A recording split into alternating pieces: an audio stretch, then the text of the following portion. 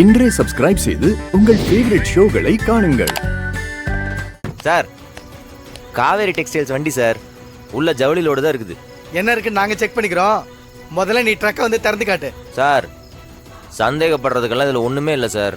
சந்தேகப்படுறதுக்கு ஒண்ணு இல்லைன்னா திறந்து காட்ட வேண்டியதானே? எதுக்கு எதிர்த்து பேசிட்டு இருக்க? என்ன வேற ஏதாவது பிசினஸ் பண்றியா? சார், யாரை பார்த்து என்ன பேசிட்டு இருக்கீங்க? அப்ப சொன்னதை செய்யா. வாங்க.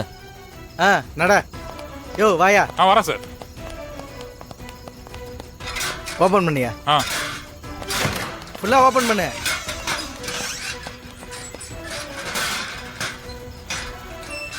ஏறி பாருங்க, எல்லாம் ஜவுளி தான் இருக்கு. யோ கான்ஸ்டபிள், மேலே ஏறி செக் பண்ணியா? Okay sir.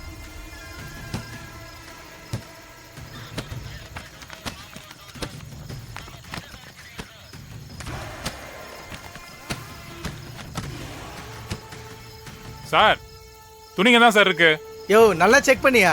நல்லா பார்த்துட்டேன் சார், துணிங்க தான் சார் இருக்கு, வேற எதுவும் இல்லை சார். அதான் எதுவும் இல்லைன்னு சொல்றாரு, அப்புறம் என்ன சார்? ஏதோ எதிர்பார்த்து வண்டியை பிடிச்ச மாதிரி இருக்கே. நீங்க எதிர்பார்த்த மாதிரி வண்டியில் எதுவும் இல்லை, கிளம்பு. யோ கார்ச்சிங்க குடியா? யோ குடியான்றல. இந்தாங்க சார். நீ இறங்கி, நான் பார்க்கறேன். சரிங்க சார்.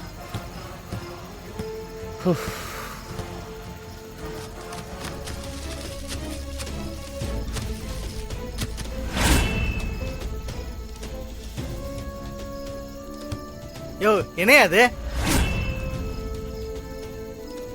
என்னன்னு கேக்குறால? சார், சரியா கவனிக்கல சார். உன்னெல்லாம். Sorry sir.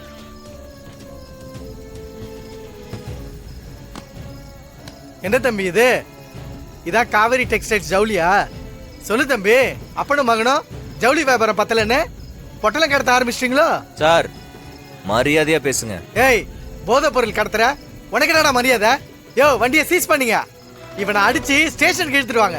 சார், உள்ள இது எப்படி வந்துச்சுன்னு எனக்கு தெரியாது. யோ மாட்டிட்டே உண்மையை ஒத்துட்டு இருக்கான்.